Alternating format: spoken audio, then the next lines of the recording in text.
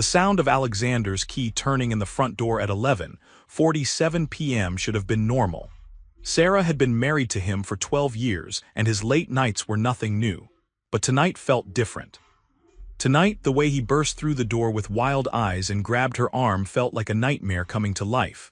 "Get up, get the kids, now." His voice was sharp, cutting through the peaceful silence of their suburban home like a blade. Sarah sat up in bed, her heart already racing. "Alex, what's wrong? What happened?" "Just do what I say. Get Emma and Tyler, take them to the backyard, stay there until I tell you to come back in." The urgency in his voice made her stomach drop. Was there a break-in, a gas leak? Her mind raced through possibilities as she stumbled out of bed, still in her pajamas. "Alexander, you're scaring me. What's going on?" "Sarah, I don't have time to explain, please. Just get the kids and go outside. Take your phone, but stay quiet. Don't come back in until I text you." Something in his tone made her blood run cold. This wasn't fear for their safety. This was something else entirely. But her children's safety came first, so she hurried to their rooms. 8-year-old Emma was easy to wake, but 10-year-old Tyler was harder to rouse. Both children were confused and scared as Sarah wrapped them in jackets over their pajamas and led them through the kitchen to the back door. "Mom, why are we going outside?" Emma whispered, clutching her stuffed rabbit. "Daddy needs us to wait out here for a little while," Sarah said, trying to keep her voice calm even though her hands were shaking. The October night was cold, and the backyard felt enormous and dark. Sarah pulled her children close to her on the patio furniture, all three of them shivering. She kept checking her phone, waiting for Alexander's text, but none came. Then she heard it, a car door slamming in their driveway, but Alexander's car was already there. She had seen it when they came outside. A woman's laugh echoed from inside their house. High-pitched, carefree, completely at odds with the terror Sarah felt in her chest. The pieces began clicking together in her mind like a terrible puzzle. The late nights, the business trips that seemed to happen more and more often. The way Alexander had been distant for months. The strange charges on their credit card that he always had explanations for. "Mommy, I'm cold," Tyler whispered. Sarah wrapped her arms tighter around her children, but she couldn't stop staring at the warm light spilling from their kitchen window. Through the glass she could see shadows moving. 2 people, Alexander and someone else. Her phone buzzed. Finally, the text she had been waiting for. "Stay outside for 2 more hours. Don't come in no matter what you hear." 2 hours. Her children were supposed to sit in the cold October night for 2 more hours while another woman occupied their home. The realization hit her like a physical blow. Alexander hadn't been protecting them from danger. He had been clearing them out so he could bring his mistress into their home, into their bed. Emma started crying softly, and Tyler was asking questions Sarah couldn't answer. How could she explain that their father had just kicked them out of their own house so he could be with another woman? Sarah's phone buzzed again. This time it wasn't Alexander. "Unknown number, sorry about this. He said you knew about us." "I wouldn't have come if I knew you didn't know." The woman inside her house was texting her. The woman who was probably in her kitchen right now, maybe wearing one of Sarah's robes, maybe eating food from Sarah's refrigerator. Sarah's hands shook as she typed back, "How long has this been going on?" The response came quickly, 2 years. "He told me you were separated and living in different parts of the house. He said you were getting divorced soon." 2 years. For 2 years, Alexander had been living a double life. For 2 years, he had been lying to both of them. "Mom, can we please go inside? I really need to use the bathroom," Emma whispered. Sarah looked at her daughter's scared face and felt something break inside her chest. Not just her heart, but something deeper. Her trust. Her faith in the man she had loved for 12 years. Her belief that no matter what problems they had, Alexander would never hurt their children. But here they were, sitting in their own backyard in the middle of the night, kicked out like unwanted guests. "We'll go to Aunt Lisa's house," Sarah said quietly. "Go get in the car." She wasn't going to sit outside her own home for 2 hours. She wasn't going to let her children suffer while Alexander played house with his girlfriend. As she buckled Emma and Tyler into the car, Sarah took one last look at her house. The house where she had planned to grow old with Alexander.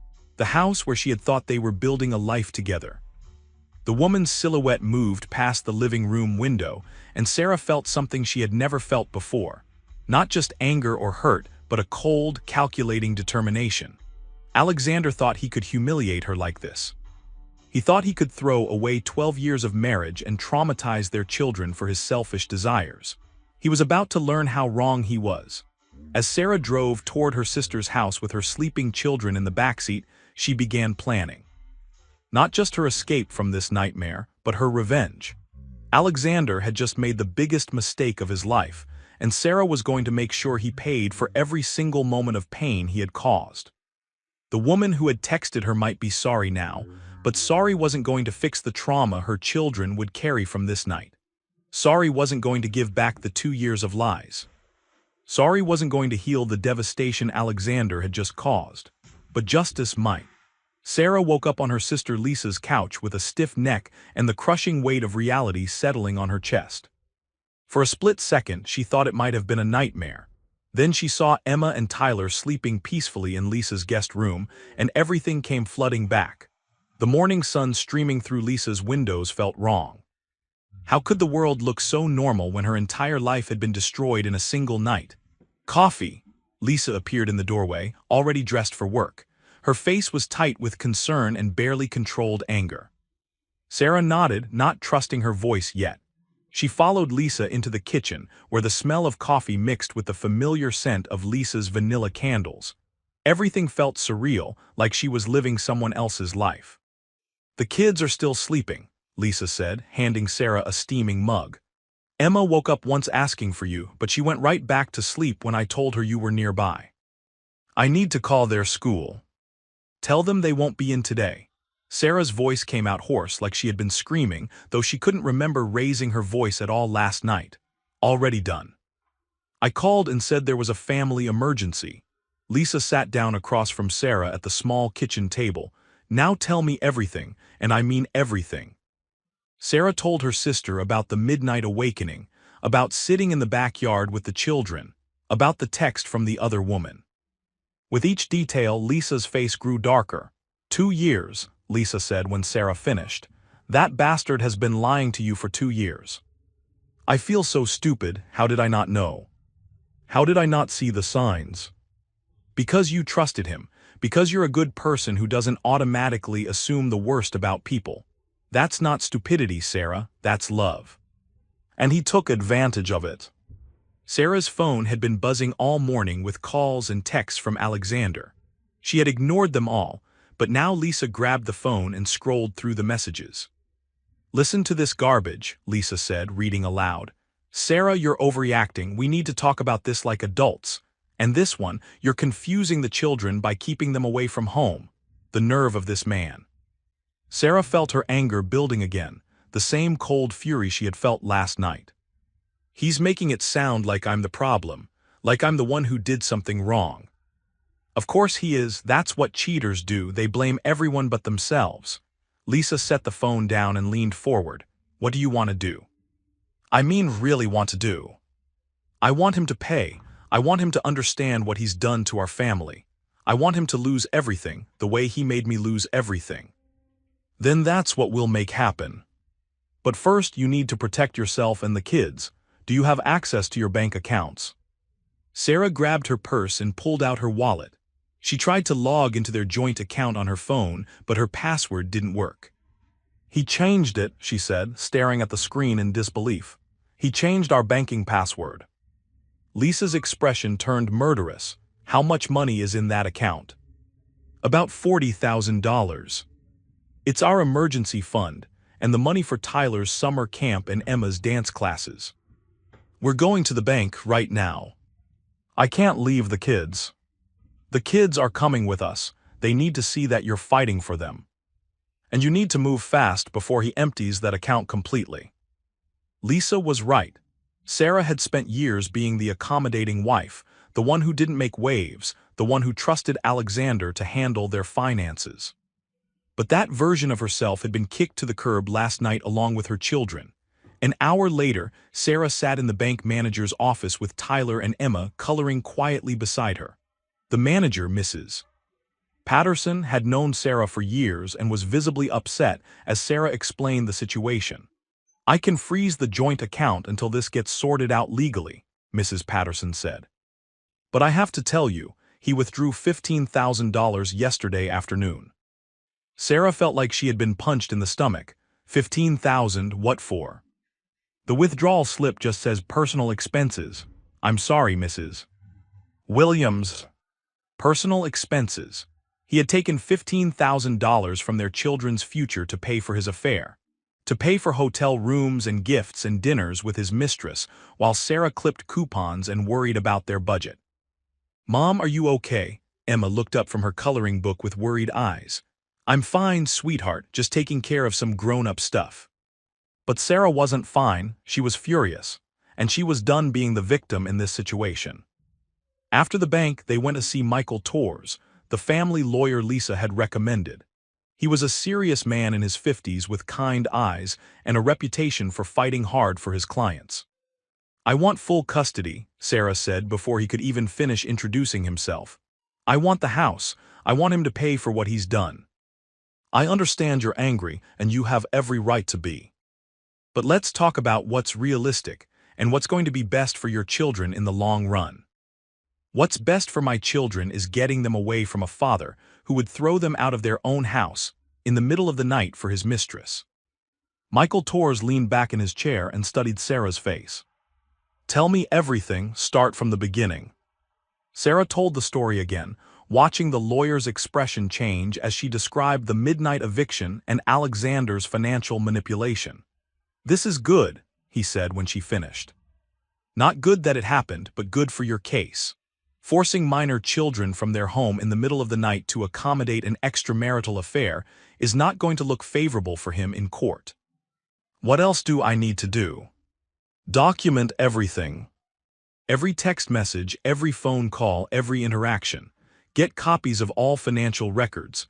And don't go back to that house alone. If you need to get personal items, take someone with you or ask for a police escort." Sarah felt a chill at the thought of going back to the house, where Alexander had humiliated her. But she would have to face it eventually. She would have to walk through those rooms where he had betrayed their family. When they left the lawyer's office, Tyler was quiet, but Emma was full of questions. "Are we going to live at Aunt Lisa's forever?" "No, baby, we're going to find our own place soon." "Is Daddy going to live with us?"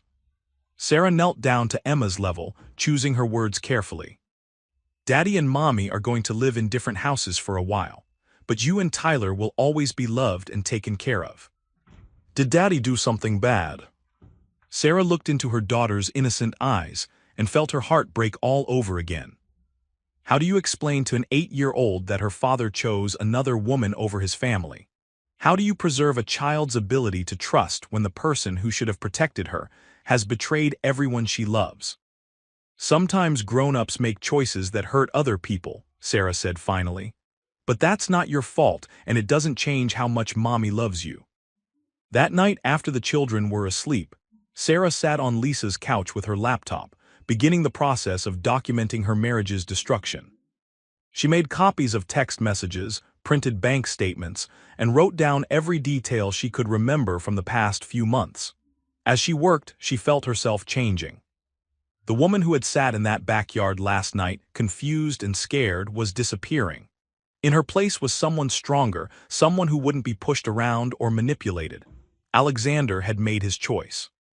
Now Sarah was going to make hers, and she was going to make sure that when this was all over, he understood exactly what he had lost.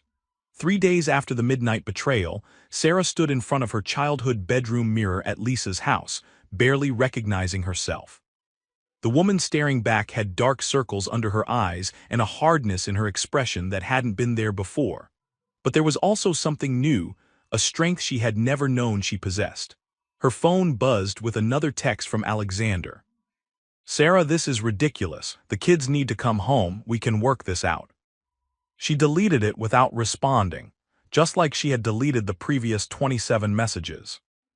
Alexander was getting desperate, and desperate people made mistakes. Sarah was counting on it. "Mom, can we go get my soccer cleats today?" Tyler asked from the doorway. He had been asking about his belongings every day, but Sarah wasn't ready to face the house yet. "Maybe tomorrow, sweetie. Aunt Lisa said she has some old cleats that might fit you for practice this week." Tyler's face fell, and Sarah felt another stab of guilt. Her children were suffering because of Alexander's choices, but they were also suffering because of hers. The difference was that her choices were about protecting them. Emma appeared beside her brother, holding her tablet. "Mom, there's a lady at the door asking for you." Sarah's blood ran cold. Had Alexander sent his mistress here? She hurried to the front window and peered through the blinds. A woman in her 30s stood on Lisa's porch, holding a manila envelope. She was tall, blonde, and absolutely not the type of woman Sarah had imagined Alexander would cheat with. "Stay here with the kids," Sarah told Lisa, who had appeared in the hallway. Sarah opened the door cautiously, keeping the chain lock engaged. "Can I help you?" "Are you Sarah Williams? I'm Jennifer Mason from Hartwell Insurance. I think your husband has been lying to both of us." The name clicked. Hartwell Insurance was where Alexander worked. This woman was a colleague, not a client. Sarah removed the chain and opened the door wider. "What do you mean?" Jennifer held up the envelope. "I mean Alexander has been using company funds to pay for his personal expenses. Hotel rooms, expensive dinners, jewelry purchases. And he's been forging your signature on insurance policies." The world tilted sideways. "Forging my signature. Can we sit down? This is going to take a while to explain." Sarah led Jennifer into Lisa's living room, her mind racing. Financial infidelity was one thing, but fraud was something else entirely. Jennifer opened the envelope and spread out several documents on the coffee table. "I'm the compliance officer at Hartwell. Part of my job is to audit employee expense reports and flag unusual activity. Alexander's reports have been raising red flags for months." Sarah stared at the papers. Restaurant receipts for meals that cost more than her weekly grocery budget. Hotel stays in cities where Alexander had claimed to be visiting clients. Jewelry purchases from stores she had never heard of. "But what does this have to do with my signature?" "He's been taking out insurance policies on high-value clients and listing you as a beneficiary without your knowledge or consent. Then he's been borrowing against those policies and using the money for personal expenses." Sarah felt sick. How much money are we talking about? "Based on what I've found so far, around $60,000 over the past 2 years. 2 years? The same time frame as his affair. Alexander had been stealing from his company to fund his double life, and he had been using Sarah's identity to do it. Why are you telling me this? Shouldn't you be reporting it to the police?" Jennifer shifted uncomfortably. "The company is handling it internally for now, but if he can't pay the money back immediately, they will press charges. I thought you should know because your name is on some of these documents." "My name is on documents I never signed for money I never sought to pay for an affair I didn't know about," Sarah said slowly, letting the full scope of Alexander's betrayal sink in. "I'm sorry, I had no idea you weren't aware of any of this. Alexander always talked about you like you were partners in everything." "We were partners, at least I thought we were." Sarah gathered up the documents. "Can I keep copies of these?" "I was hoping you'd ask for them. You're going to need them." After Jennifer left, Sarah called Michael Tors and scheduled an emergency meeting. Then she called her sister at work. "Lisa, I need you to come home. We need to talk." "What happened? Are the kids okay?" "The kids are fine, but Alexander isn't just a cheater, he's also a thief." When Lisa arrived home an hour later, Sarah explained everything Jennifer had told her. Lisa listened in stunned silence, occasionally shaking her head in disbelief. $60,000, Lisa said when Sarah finished. "He stole $60,000 from his company to pay for his affair. And he used my name to do it. I could be charged as an accomplice if I can't prove I didn't know about it." "But you have proof now. That woman from his company just gave you proof." "I have proof that he forged my signature. But I need to prove that our marriage was solid enough that he wouldn't have hidden this from me if we were really partners. I need to show that he was deliberately deceiving me." Lisa leaned back in her chair thinking. What about your friends, the other couples you socialized with? They could testify that you seemed happy, that there were no signs of trouble. Sarah thought about their couple friends, people like Rebecca and her husband Tom, who had known them for years. People who had seen them at dinner parties and barbecues, who had watched them parent their children together. Rebecca, Sarah said suddenly. Rebecca always joked that Alexander and I were the most solid couple she knew. She used to say we were her relationship goals. Perfect, call her. Rebecca Chen had been Sarah's best friend since college. They had been each other's bridesmaids, had supported each other through pregnancies and career changes, had shared countless bottles of wine while discussing their hopes and fears. When Sarah called and asked if they could meet for coffee, Rebecca immediately agreed. They met at their usual spot, a small cafe near Rebecca's office.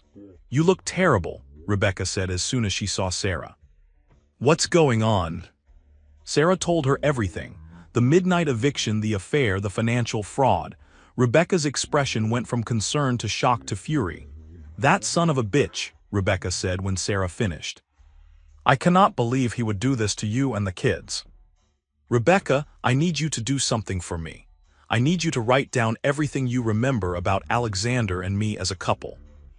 Every conversation we had about our marriage, every time you thought we seemed happy together, every time Alexander talked about our future. Of course, but Sarah, are you sure you're okay? You seem different. I am different. The woman who got kicked out of her house 3 nights ago doesn't exist anymore. The woman sitting here now isn't going to let Alexander destroy our family without consequences. Rebecca reached across the table and squeezed Sarah's hand. Good, it's about time someone made that man face reality. That afternoon, Sarah sat down with her laptop and began writing her own account of their marriage. Not the fairy tale version she had been telling herself, but the truth.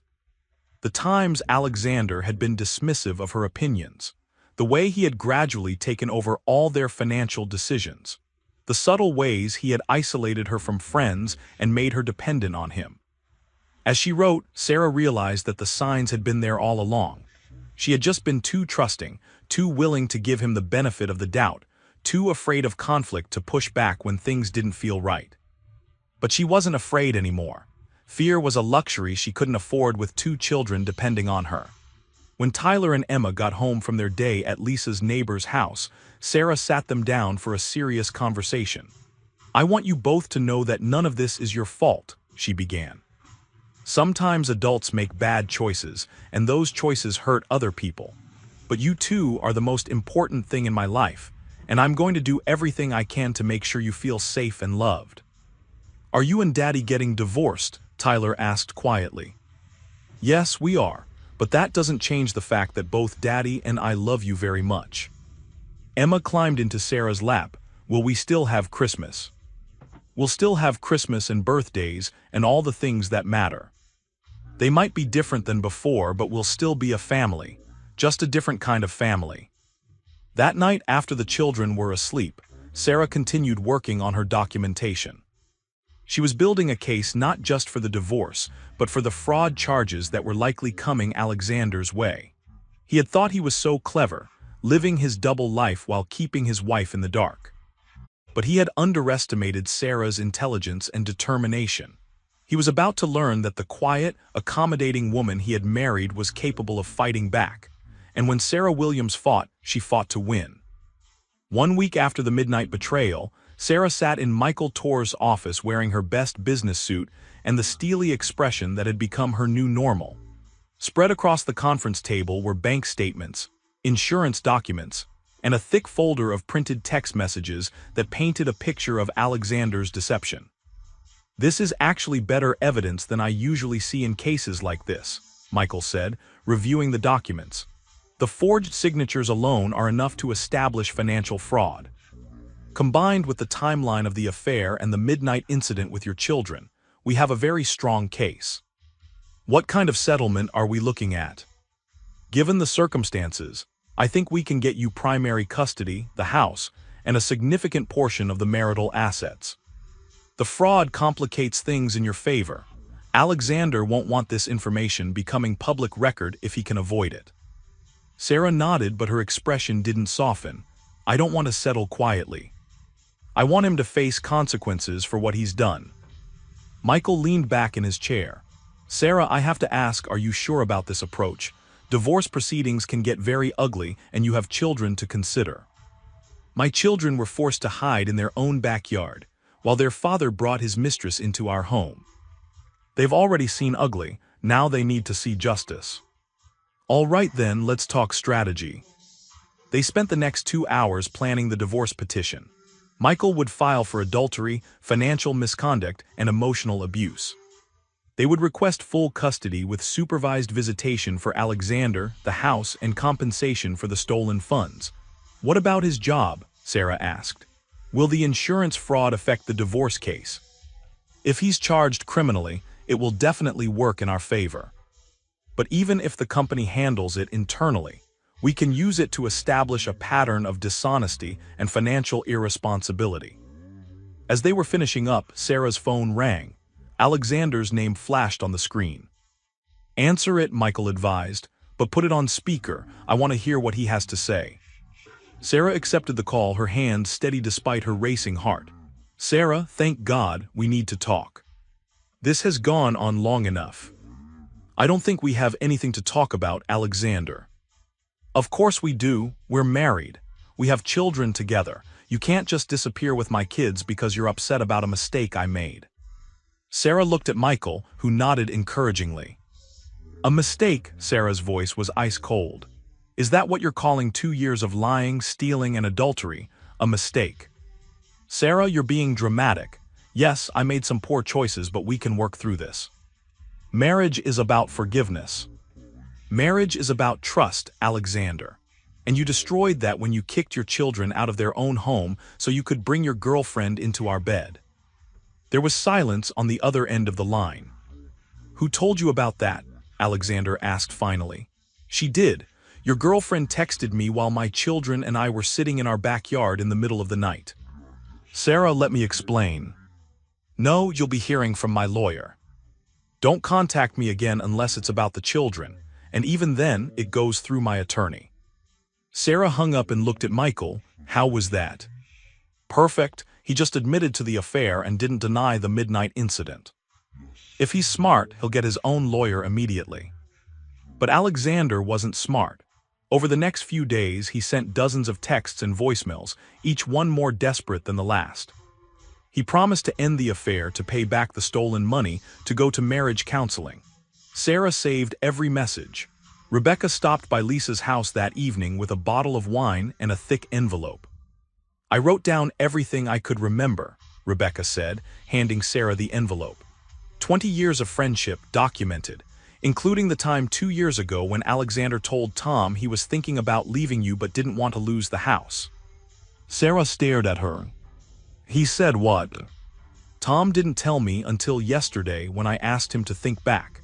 Alexander apparently said he felt trapped in the marriage but couldn't afford to divorce you because you'd get half of everything.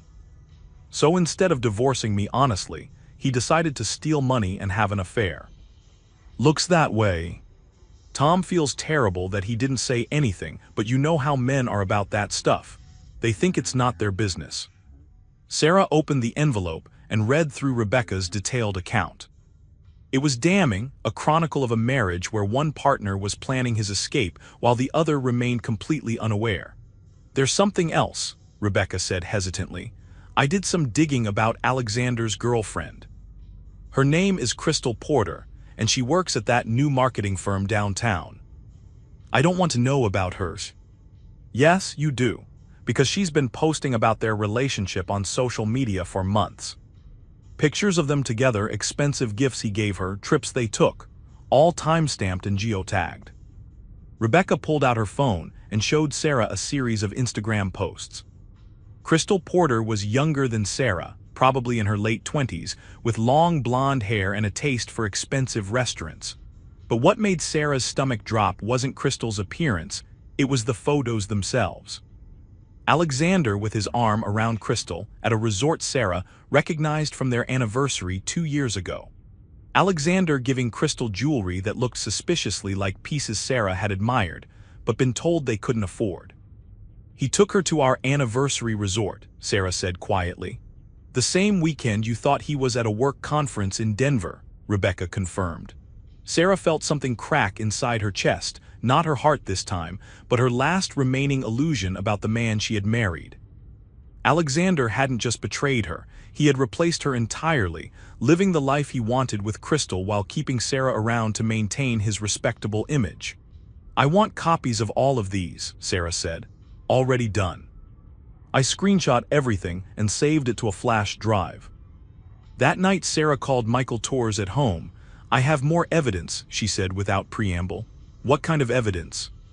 Social media posts from his girlfriend showing their relationship timeline, including photos of them at a resort during a weekend when he told me he was at a work conference. Sarah, this is exactly what we need. Can you bring everything to my office first thing tomorrow? I'll be there at 8 a.m. After she hung up, Sarah sat in Lisa's kitchen with a cup of tea, thinking about the woman she had been just 1 week ago. That woman had been naive, trusting, willing to overlook red flags in the name of preserving her marriage. This woman was different. This woman understood that some betrayals were too deep to forgive, that some actions had consequences that couldn't be undone with apologies and promises. Alexander had made his choice when he decided to live a double life. He had chosen Crystal's happiness over his family's well-being.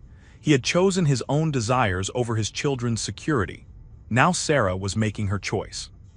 She was choosing to fight for her children's future, for her own dignity and for justice. And she was going to win. The phone rang, interrupting her thoughts. It was an unknown number, but Sarah answered anyway.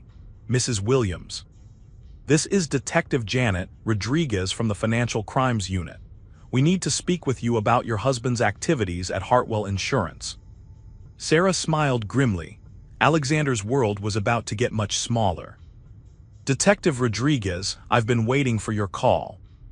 2 weeks after her world exploded, Sarah sat across from Detective Janet Rodriguez in the sterile conference room at the police station.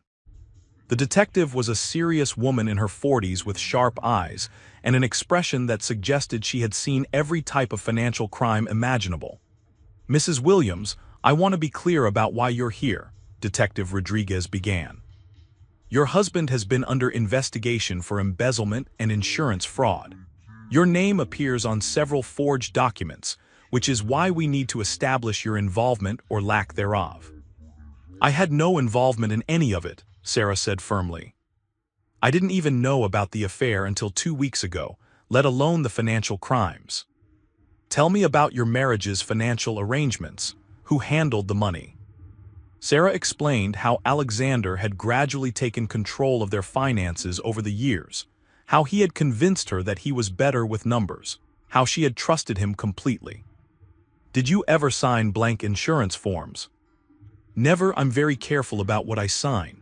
I work in accounting myself. I would never sign a blank document. Detective Rodriguez pulled out a folder and spread several insurance applications across the table. These all have your signature, but they were filed for policies you say you've never seen. Sarah examined the signatures carefully. They looked like hers, but something was off about the letter formations. He traced my signature, she said suddenly. Look at this in Sarah. I always connect it to the A with a little flourish, but these don't have that connection. And the W in Williams, I always make the middle point higher than the outside points, but these are all the same height. Detective Rodriguez leaned forward with interest. You're very observant. We had a handwriting analyst reach the same conclusion. So what happens now? We're building a case against your husband for embezzlement, insurance fraud, and identity theft. The identity theft charge is because he used your name without permission. We'll also be investigating his girlfriend to see if she was aware that the money was stolen. Sarah felt a surge of satisfaction. Crystal Porter might find herself facing charges too. How much money are we talking about total? Based on our investigation so far, around $85,000 over 2 years. But we're still digging. $85,000. Sarah thought about all the time she had clipped coupons, shopped sales, and worried about their budget while Alexander was stealing nearly 6 figures to fund his secret life. What do you need from me? Sarah asked. We need documentation of your financial knowledge and involvement in family finances. We need proof that you were kept in the dark about these transactions. And we need you to testify when this goes to trial. I'll do whatever you need." After leaving the police station, Sarah drove to her first appointment with Dr. Patricia Hayes, a therapist who specialized in helping families cope with betrayal and divorce. Michael Tors had recommended her, saying that having professional support would strengthen Sarah's custody case. Dr. Hayes was a gentle woman in her 60s with kind eyes and a calming presence. Her office was filled with soft lighting and comfortable furniture that made Sarah feel safe for the first time in weeks. "Tell me what brings you here," Dr. Hayes said simply. Sarah told her story again, but this time she included details she had kept to herself. The way Alexander had made her feel stupid when she questioned expenses, the gradual erosion of her confidence in financial matters, the subtle ways he had isolated her from friends who might have noticed changes in his behavior. "What you're describing is financial abuse," Dr. Hayes said when Sarah finished. "It's a form of emotional abuse where one partner uses money to control and manipulate the other." "I never thought of it that way. I just thought he was better with numbers." "That's exactly what he wanted you to think. By making you doubt your own financial judgment, he was able to steal money without you questioning it." Dr. Hayes gave Sarah several workbooks and asked her to start documenting not just the recent betrayal, but the patterns of control and manipulation that had been building for years. That afternoon, Sarah met Rebecca for lunch at a small restaurant near Rebecca's office. Rebecca had been doing her own investigation into Alexander's activities. "I talked to Susan Martinez," Rebecca said, referring to another friend from their social circle. "She said Alexander hit on her at Tom's birthday party last year. She didn't say anything because she thought it was just drunk behavior, but now she realizes it was part of a pattern." Sarah felt another piece of her old life crumble. How many other women were there? "I don't know, but Susan said she'd be willing to testify about it if you need her to." "I might need her to. Michael says the more evidence we have of Alexander's character, the stronger the custody case becomes." Rebecca leaned forward. "Sarah, I have to ask, are you okay? I mean really okay, because you seem almost too calm about all this." Sarah considered the question. Was she okay? 2 weeks ago, she would have been devastated by each new revelation. Now she felt detached, analytical, like she was solving a puzzle rather than living through the destruction of her marriage. "I think I'm in survival mode," Sarah said honestly. "I can't afford to fall apart because Tyler and Emma need me to be strong. The grief will come later. Right now, I just need to win." That evening, Sarah sat with Tyler and Emma at Lisa's kitchen table, helping them with homework. Tyler was struggling with math, and Emma kept asking questions about when they could go home. "Mom, is our house still our house?" Emma asked while working on a spelling worksheet. "It's still our house, baby. But we might get a different house soon. Would you like that?" "I want my own room again. Aunt Lisa's house is nice, but I miss my toys." Sarah's heart ached. Her children were living out of suitcases, sleeping in an unfamiliar room, and missing their belongings because of their father's selfish choices. "We'll get your toys soon," Sarah promised, "and you'll have your own room again." After the children went to bed, Sarah opened her laptop and continued working on the timeline Dr. Hayes had suggested. She was documenting every instance of financial manipulation, every time Alexander had dismissed her concerns, every red flag she had ignored. As she worked, her phone buzzed with a text from an unknown number. "This is Crystal. Can we please talk? I think Alexander has been lying to both of us." Sarah stared at the message for a long moment. Part of her was curious about what Crystal had to say.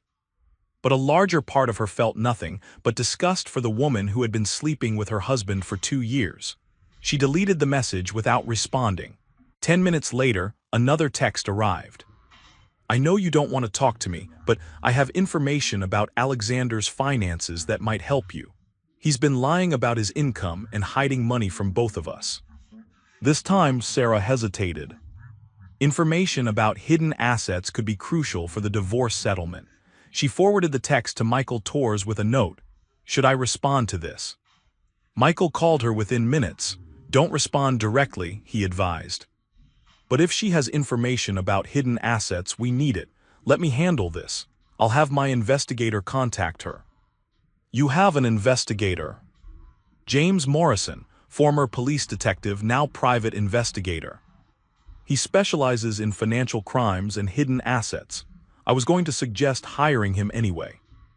Do it. I want to know everything about Alexander's finances. Every account, every investment, every penny he's hidden. After hanging up with Michael, Sarah returned to her timeline. She was up to 18 months ago, when Alexander had started working late more often and had begun criticizing her appearance. You should join a gym, he had said one evening. You're not getting any younger. At the time, she had been hurt but had taken it as concern for her health.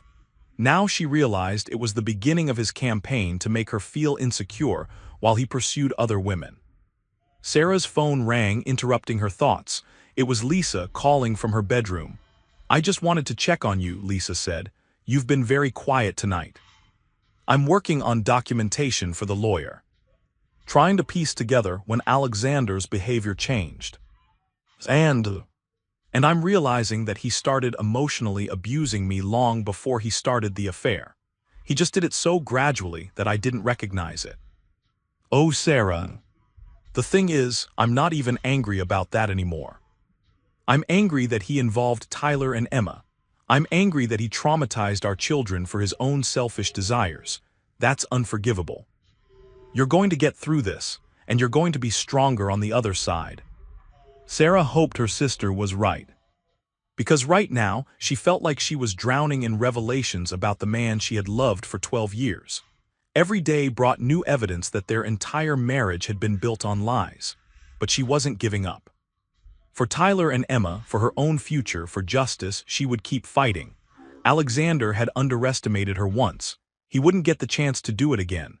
3 weeks after the midnight betrayal, Sarah sat in the school counselor's office across from Mrs. Jennifer Walsh, who had been working with Emma and Tyler since they returned to school. The news wasn't good. Tyler has been getting into fights, Mrs. Walsh explained gently. Nothing serious, but he's been more aggressive than usual. And Emma has been having trouble concentrating. She's asked to call you several times during the day. Sarah felt her chest tighten with guilt. She had been so focused on building her legal case that she hadn't fully grasped how deeply this was affecting her children. What can I do to help them? They need stability and routine, and they need to know that the adults in their lives are going to keep them safe.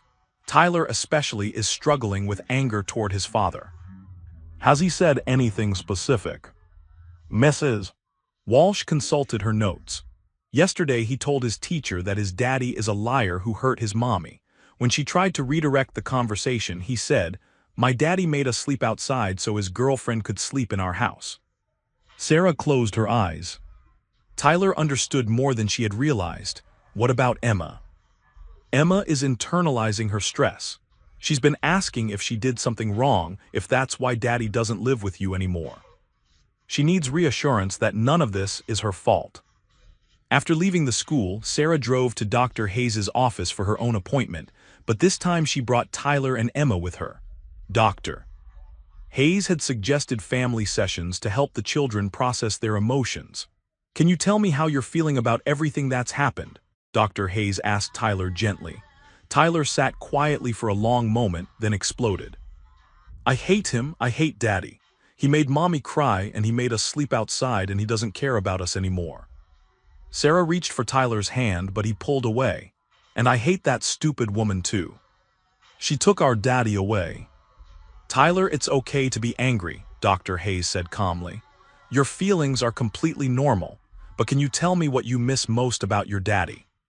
Tyler's anger crumbled into sadness. I miss when he would help me with my homework, and when we would play catch in the backyard, but now I don't want to play catch with him ever again. Emma, who had been coloring quietly, looked up. Is Daddy coming to my dance recital next month? Sarah exchanged glances with Dr. Hayes. Alexander had been asking about visitation, but Sarah wasn't ready to trust him alone with the children. We're still figuring out how visits with Daddy will work, Sarah said carefully. but I promise that someone who loves you will be at your recital. I want Daddy to come, but I want him to sit far away from you, Emma said matter-of-factly. Because when he sits near you, you get sad. The wisdom and pain in her 8-year-old's voice broke Sarah's heart. That evening, Sarah called Michael Tors to discuss visitation arrangements. Alexander has been pushing for overnight visits, Michael said, but given the circumstances, I think we should start with supervised daytime visits. I don't trust him to put the children's needs first. What if he brings them around his girlfriend? We can include a clause in the temporary custody order that prohibits him from introducing the children to romantic partners without court approval. Do that. And I want the visits supervised by a professional, not just by family members. After hanging up, Sarah found Tyler and Emma watching a movie in Lisa's living room. She sat between them on the couch, and both children immediately cuddled close to her. I want to talk to you both about something important, Sarah said during a commercial break. You're going to have visits with Daddy soon. Tyler tends to. I don't want to see him. I know you're angry with him, and that's okay, but he's still your father and he loves you. If he loves us, why did he make us go outside? Emma asked. Sarah chose her words carefully. Sometimes adults make very bad choices. Daddy made some bad choices that hurt our family, but that doesn't mean he doesn't love you. Will you be there when we see him? Tyler asked. No, but a nice lady will be there to make sure everyone is safe and happy, and you can call me anytime you want to come home. Over the next few days, Sarah worked with Dr. Hayes to prepare the children for their first supervised visit with Alexander. They practiced what to say if they felt uncomfortable, how to ask for breaks, and how to express their feelings without being disrespectful. The visit was scheduled for Saturday afternoon at a family center downtown. Sarah dropped Tyler and Emma off with heavy hearts, watching them walk slowly toward the building where Alexander was waiting. 2 hours later, the supervisor called. Mrs. Williams, you can come pick up the children now. The visit went adequately, but Tyler had some difficulty. When Sarah arrived, she found Tyler sitting alone in the waiting area while Emma was still in the visitation room with Alexander. What happened? Sarah asked the supervisor, Mrs. Rodriguez. Tyler became upset when his father tried to explain why he hadn't been living at home. Mr. Williams told him that sometimes mommies and daddies need breaks from each other, and Tyler said that wasn't true, that Daddy had a girlfriend. Sarah's jaw tightened. Alexander was still lying, even to their children. Mr. Williams then became defensive and told Tyler that he was too young to understand adult relationships. Tyler said he understood that Daddy hurt Mommy and that he didn't want a visit anymore. When Emma emerged from the visitation room, she was quiet and clingy. Alexander followed her out, looking frustrated and angry. Sarah, we need to talk, he said, approaching her. No, we don't. All communication goes through our lawyers. This is about our children. Tyler is being disrespectful, and you're clearly poisoning them against me. Sarah felt her temper flare. I'm not poisoning anyone against you, Alexander. Tyler is angry because you traumatized him. That's on you, not me. Daddy, you're making Mommy upset again, Emma said quietly. Alexander's expression softened as he looked at his daughter. I'm sorry, baby. Daddy didn't mean to upset Mommy. Then why do you keep doing it? Emma asked with 8-year-old directness. Alexander had no answer for that. On the drive home, Tyler was quiet, but Emma was full of questions. Why did Daddy say you guys needed a break? You didn't go anywhere. Daddy was trying to explain things in a way that wouldn't hurt your feelings, Sarah said. But sometimes when adults try to make things sound better, they don't tell the whole truth. So Daddy was lying again. Sarah's heart ached for her daughter's lost innocence. Yes, baby. Daddy was lying again. That night after the children were asleep, Sarah called Dr. Hayes. Tyler doesn't want to see Alexander again, Sarah reported, and Emma is confused because Alexander is still lying to them. Unfortunately, this is common in cases involving infidelity. The cheating parent often continues the pattern of deception even after being caught. It's going to take time for Alexander to learn how to be honest with his children. What if he never learns? What if he keeps lying to them? Then you document it, and you use it in court. The judge will take into account which parent is more likely to act in the children's best interests. Sarah hung up feeling both sad and determined. Alexander was still putting his own comfort ahead of his children's needs, still trying to control the narrative even when it hurt Tyler and Emma. But Sarah wouldn't let him get away with it. She would protect her children from his lies, even if it meant going to war in court, because some battles were worth fighting and her children's well-being was worth everything. 1 month after her life imploded, Sarah sat in private investigator James Morrison's office, reviewing a stack of financial documents that painted a picture of Alexander's double life in devastating detail. James was a former detective in his 50s with a methodical approach and a talent for uncovering hidden assets. What he had found exceeded even Sarah's worst suspicions. "Your husband has been very busy," James said, spreading out bank statements across his desk. 3 separate checking accounts, 2 credit cards you don't know about, and a safety deposit box registered only in his name. Sarah studied the statements, her accounting background helping her understand the scope of Alexander's deception. "How much money are we talking about?" "In the hidden accounts, approximately $47,000, but that's not the most interesting part." James pulled out another folder. "He's been transferring money to an investment account for Crystal Porter. Over the past year, he's given her nearly $30,000. $30,000, Sarah felt sick. "That's more than we spend on the kids' expenses in a year." "It gets worse, look at this." James showed her a series of bank transfers. "Every month he transfers money from your joint account to his hidden account, then to Crystal's investment account. He's been stealing from your family to set up his girlfriend's financial future." Sarah stared at the evidence of Alexander's betrayal. Not only had he been unfaithful, but he had been systematically stealing from their children's future to provide for another woman. "There's more," James continued. "I found evidence that he's been planning to leave you for at least 8 months. He's been consulting with divorce attorneys, researching how to hide assets, and even looking at apartments with Crystal. He's been planning this for 8 months. The Google searches on his work computer go back that far. How to hide money during divorce. What is wife entitled to in divorce? Can wife claim business assets? He's been planning his exit strategy while pretending to be a devoted husband." Sarah felt a cold fury building in her chest. While she had been worrying about their marriage, trying to be a better wife, planning their family's future, Alexander had been plotting to steal from her and abandon their family. What about the safety deposit box? James smiled grimly. "That's where it gets interesting. I can't access it legally, but I can tell you when he visits it. He's been there 6 times in the past month, always during his lunch break." "What do you think he's keeping in there?" "Cash, probably. Maybe jewelry or documents. People who are hiding assets often stash physical valuables where their spouses can't find them." Sarah made a mental note to discuss the safety deposit box with Michael Tors. In a divorce, both spouses were entitled to know about all marital assets. "What about Crystal Porter? What did you find out about her?" 28 years old, works in marketing, divorced once already. But here's the interesting part. She's been posting about Alexander on social media for over a year, including photos of expensive gifts and trips. James showed Sarah a series of Instagram posts on his tablet.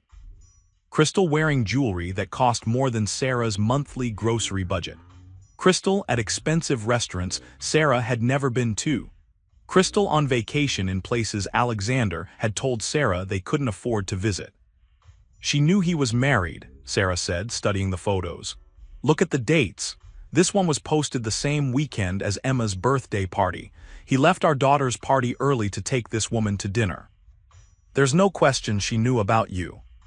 In fact, I found text messages between them, where they specifically discuss how to keep the affair secret from you." James handed Sarah a folder of printed text messages. Reading them was like being stabbed repeatedly, but Sarah forced herself to get through them. "I hate lying to Sarah," one of Crystal's messages read, "but I can't wait until you're free to be with me openly." Alexander's response: "Soon, baby, I just need to get my finances in order first. Sarah doesn't understand money like you do." Sarah's hands shook as she read message after message discussing their relationship, their future plans, and Alexander's strategy to divorce Sarah while keeping as many assets as possible. Can these text messages be used in court? Absolutely. They show premeditation, financial planning, and conspiracy to defraud you of marital assets.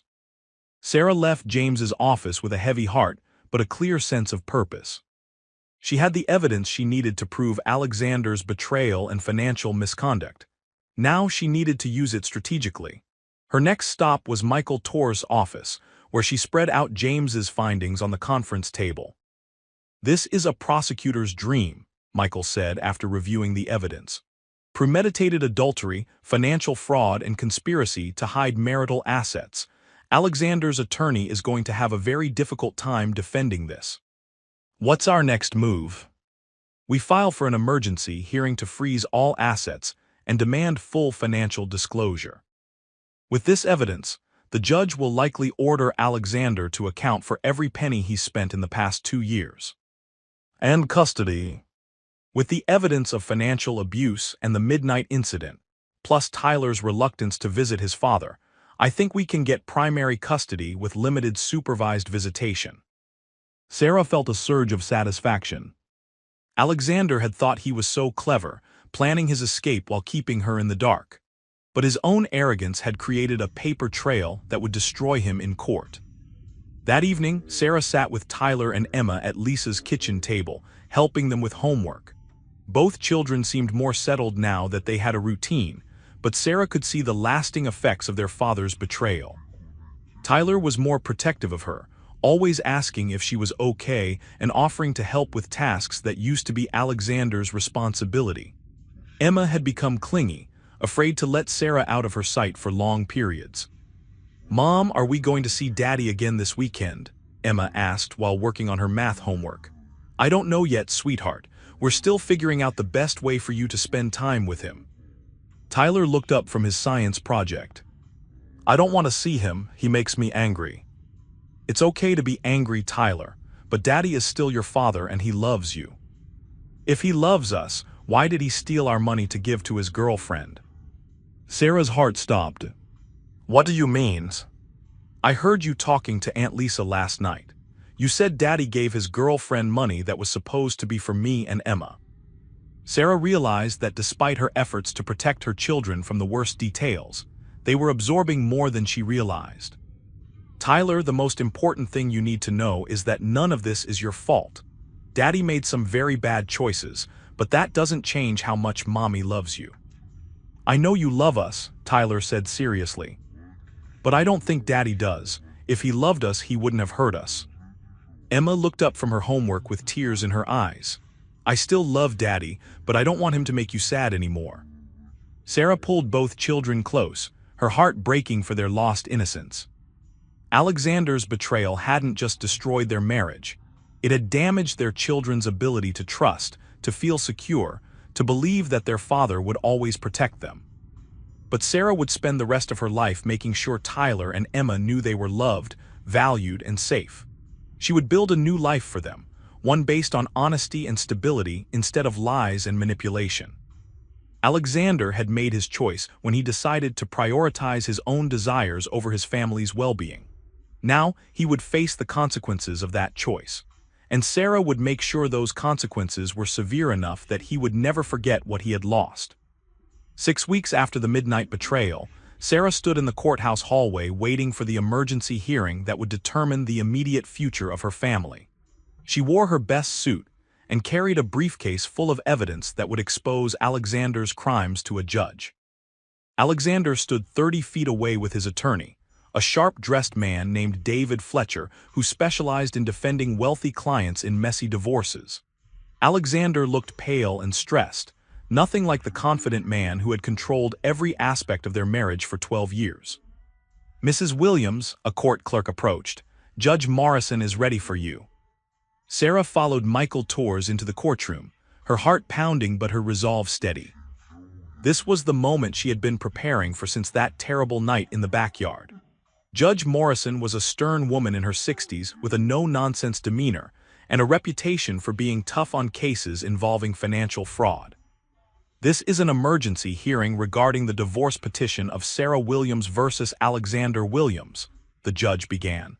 Mrs. Williams is requesting immediate asset protection and temporary custody arrangements. Mr. Torres, present your case.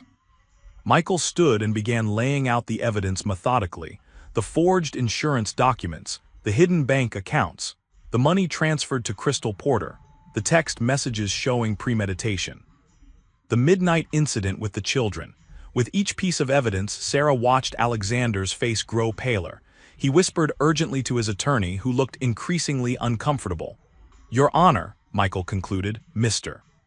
Williams has systematically defrauded his wife and children while planning to abandon them for his mistress. We request immediate freezing of all assets and supervised visitation only." Judge Morrison turned to David Fletcher. "How does your client respond to these allegations?" Fletcher stood slowly. "Your Honor, while my client admits to having an extramarital relationship, he denies any criminal financial misconduct.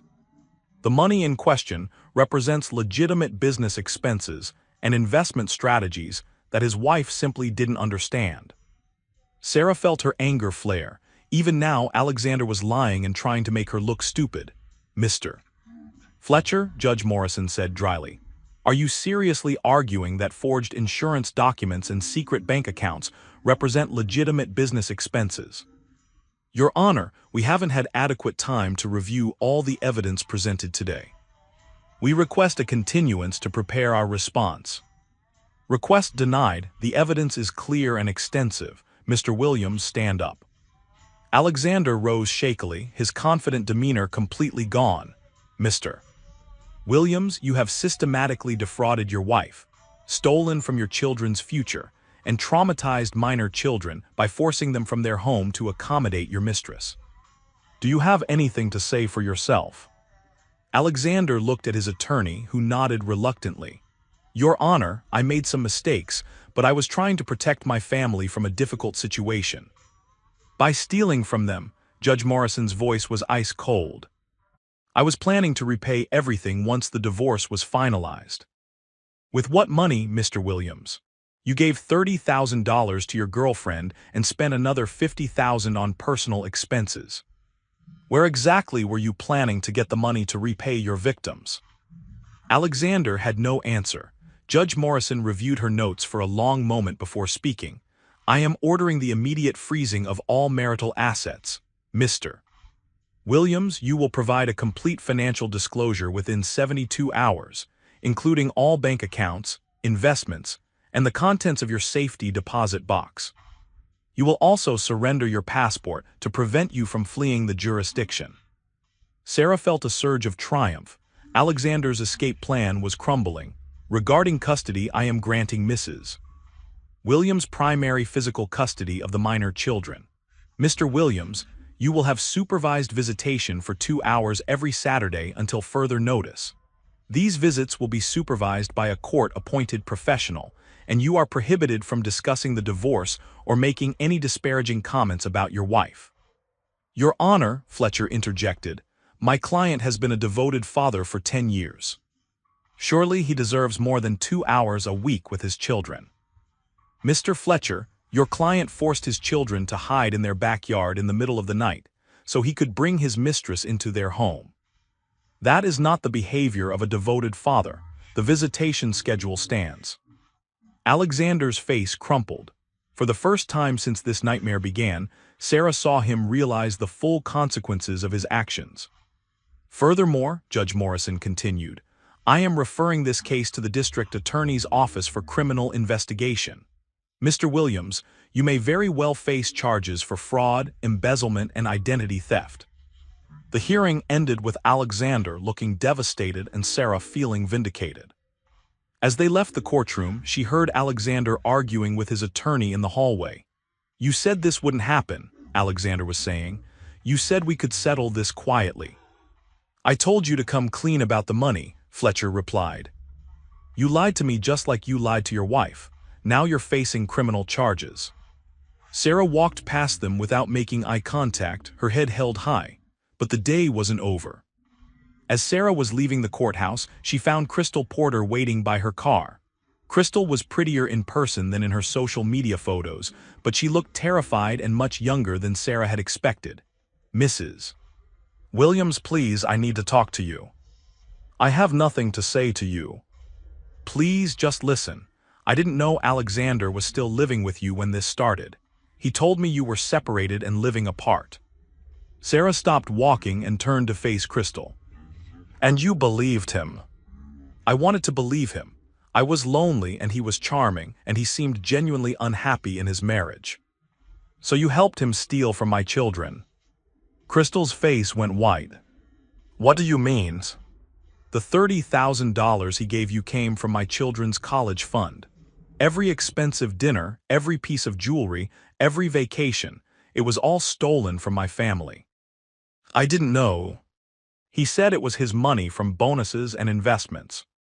Sarah studied Crystal's face, trying to determine if she was telling the truth.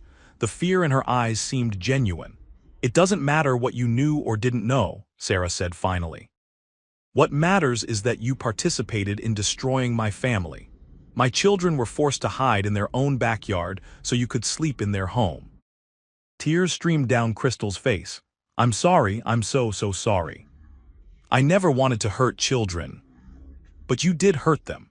Tyler and Emma will carry the scars of what you and Alexander did for the rest of their lives. Is there anything I can do, any way to make this right?" Sarah considered the question. Part of her wanted to walk away, to have nothing more to do with the woman who had helped destroy her marriage. But another part of her recognized that Crystal might be as much a victim of Alexander's lies as she was. "You can testify truthfully if you're called to court," Sarah said finally. "You can tell the truth about Alexander's lies and financial deception, and you can stay away from my children." Crystal nodded frantically. "I will. I'll do whatever you need. I'm returning all the money he gave me. I don't want any of it." Sarah felt surprised by Crystal's offer. "All of it?" "Every penny. It's in an investment account and I'm liquidating it tomorrow.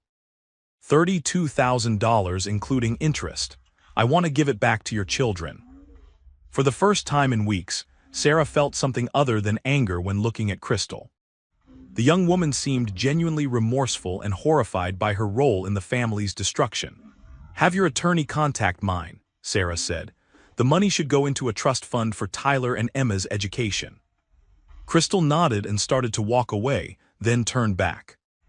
"Mrs. Williams, for what it's worth, Alexander talked about you and the children constantly. He said you were a good mother and a good person. I think he knew what he was throwing away, and I think that's why he was so angry all the time." Sarah watched Crystal drive away, feeling a complex mix of emotions. She wasn't ready to forgive the woman who had participated in her family's destruction, but she could see that Crystal was also dealing with the consequences of Alexander's manipulation. That evening, Sarah sat with Tyler and Emma at Lisa's kitchen table, helping them with homework as she had every night for 6 weeks. "Mom, kids at school are saying Daddy is in trouble," Tyler said without looking up from his math. Sarah had been dreading this conversation. What kind of trouble are they saying? "That he stole money and might go to jail." Sarah sighed. "Daddy made some very bad choices with money that belonged to our family. Now he has to face the consequences of those choices." "Will he go to jail?" Emma asked quietly. "I don't know, sweetheart. That's up to the judge and the police to decide." Tyler looked up at Sarah with serious eyes. "I don't want him to go to jail, but I don't want him to hurt you anymore either." "Daddy can't hurt us anymore," Sarah said firmly. "The judge made sure of that today." "Good," Emma said simply. "I want Daddy to be safe, but I want us to be safe more." Sarah hugged both her children, marveling at their resilience and wisdom. They had been through more trauma in 6 weeks than most children experience in a lifetime, but they were adapting and healing. Alexander had lost everything that mattered: his family, his reputation, his freedom, and his future. The man who had once controlled every aspect of their lives was now facing criminal charges and supervised visitation with his own children.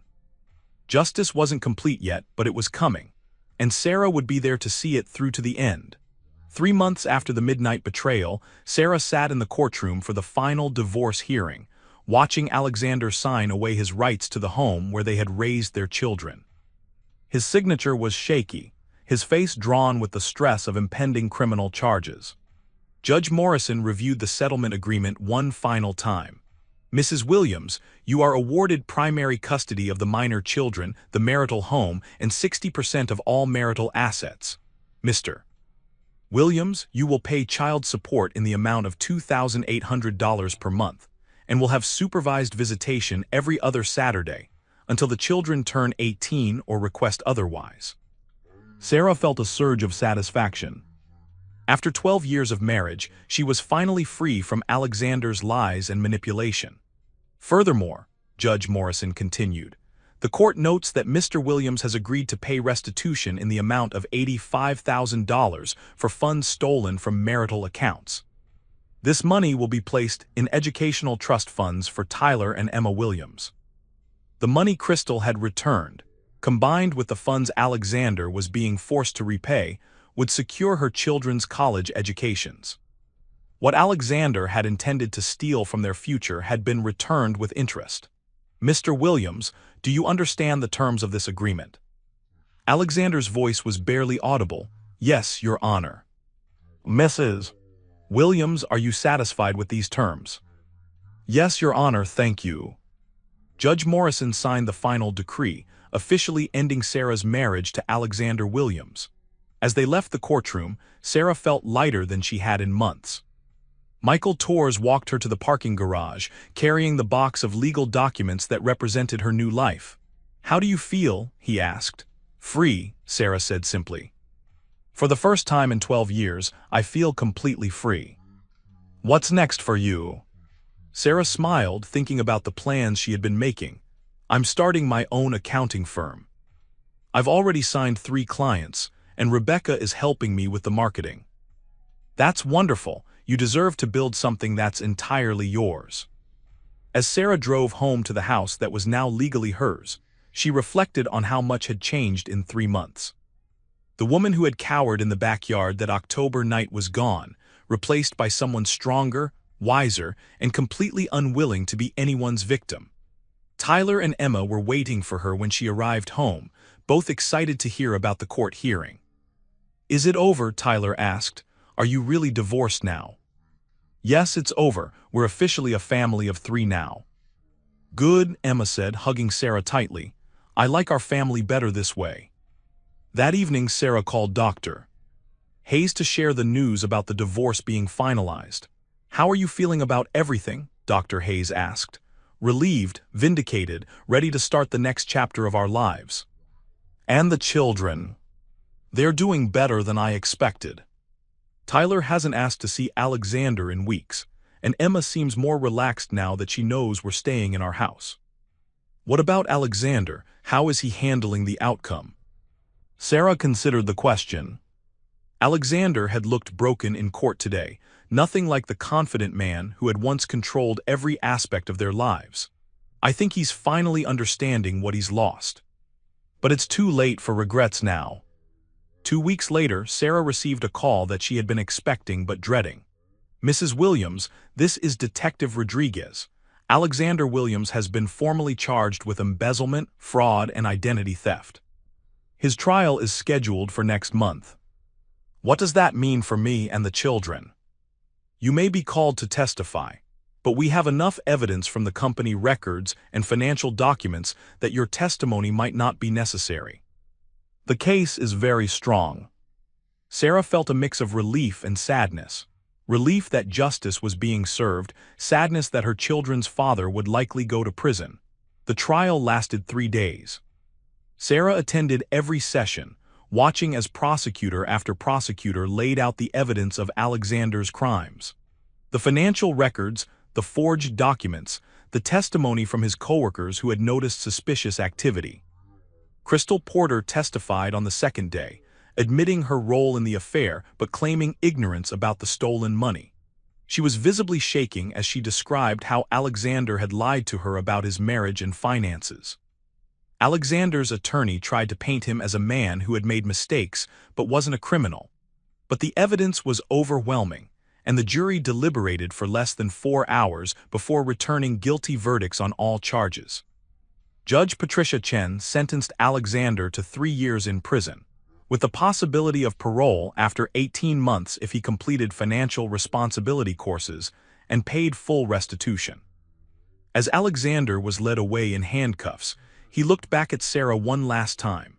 She saw regret in his eyes, but also something else, surprise that the quiet, accommodating woman he had married had been capable of bringing him down so completely.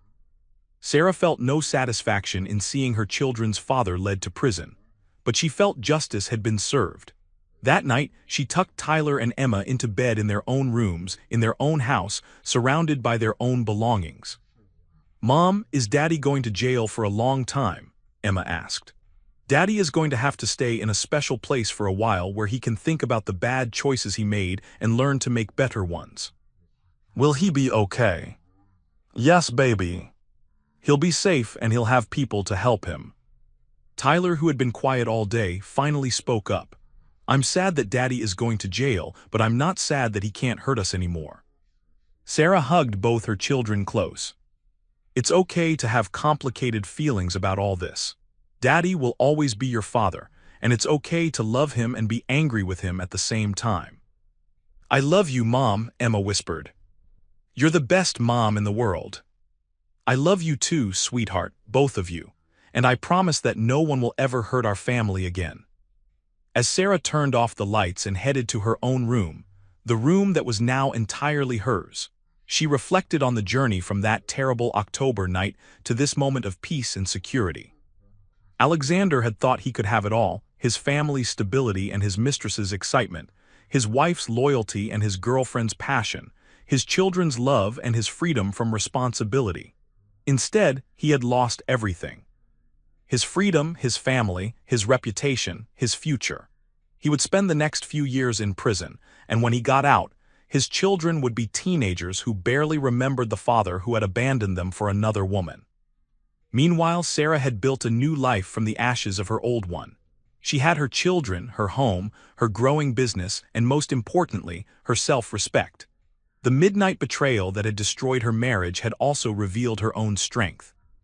The woman who had been forced to hide in her backyard had emerged as someone who wouldn't be intimidated, manipulated, or defeated.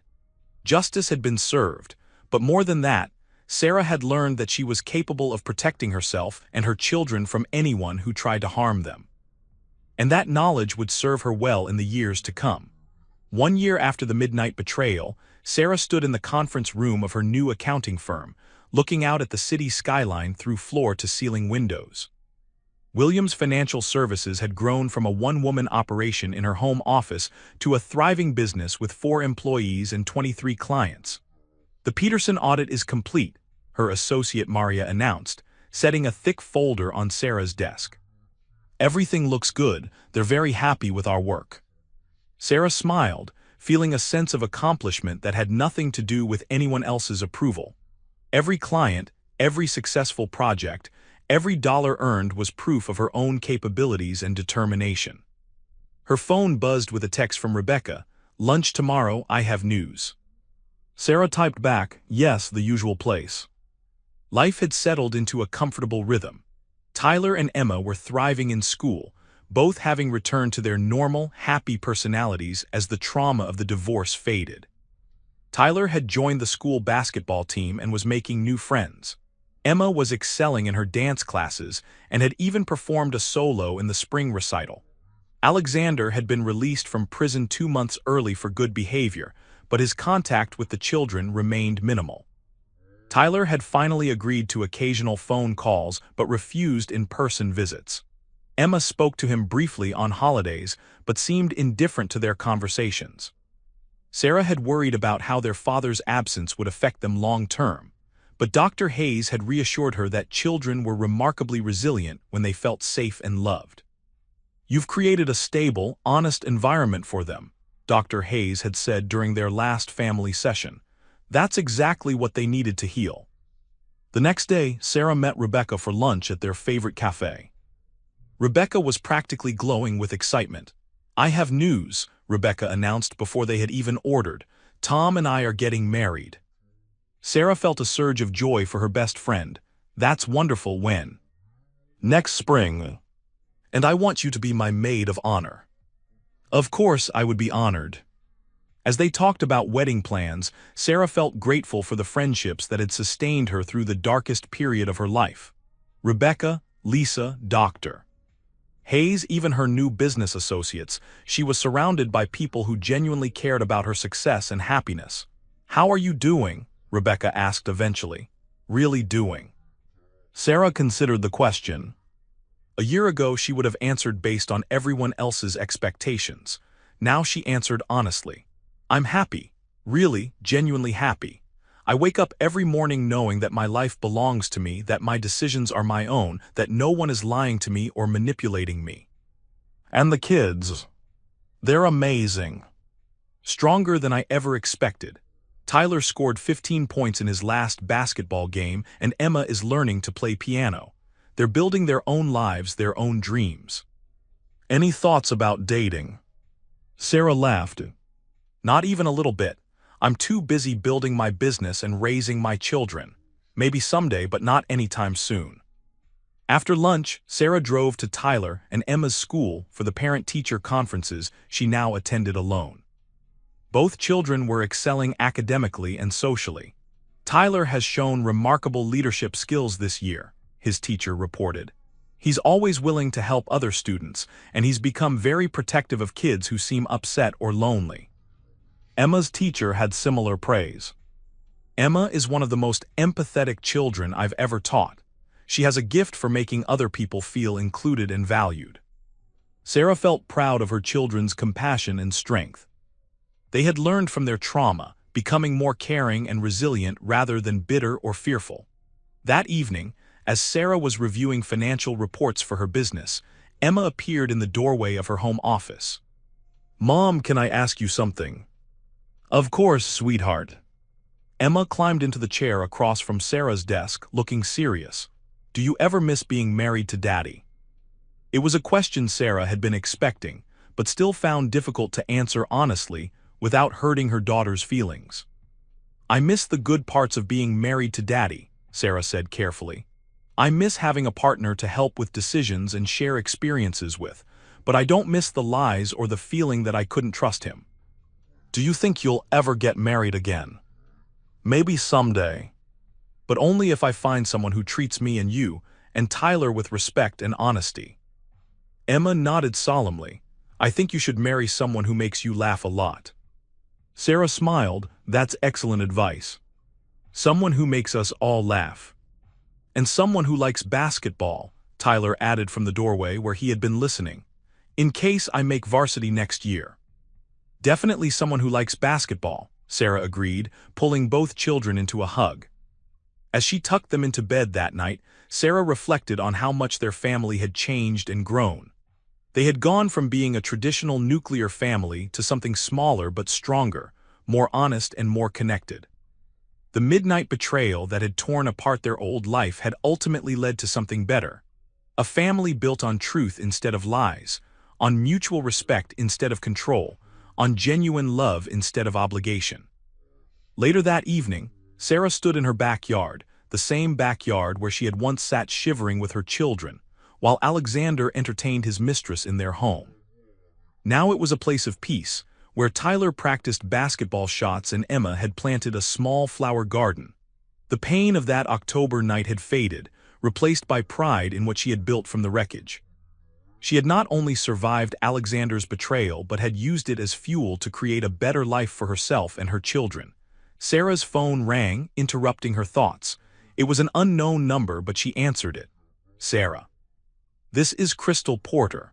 I know you probably don't want to hear from me, but I wanted you to know that Alexander contacted me yesterday."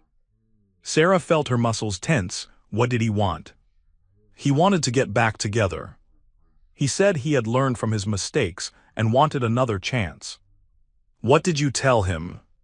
"I told him that some mistakes are too big to forgive. I told him he destroyed the most precious thing in his life when he betrayed you and hurt your children." Sarah felt surprised by Crystal's response. "Thank you for telling me."